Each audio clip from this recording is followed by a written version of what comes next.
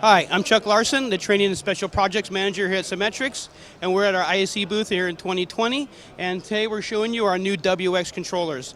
These are the next evolution in our basically our line of adaptive remote controls. So these are proprietary controls here for Symetrix, but we've moved them off of our dedicated ARC ports on our DSP and we've put them on the network. So these are IP-based PoE controllers. And when we came out with these, we listened to our customers because a lot of them had some feature enhancements that they wanted in our original controllers, and we've applied as many of those as possible.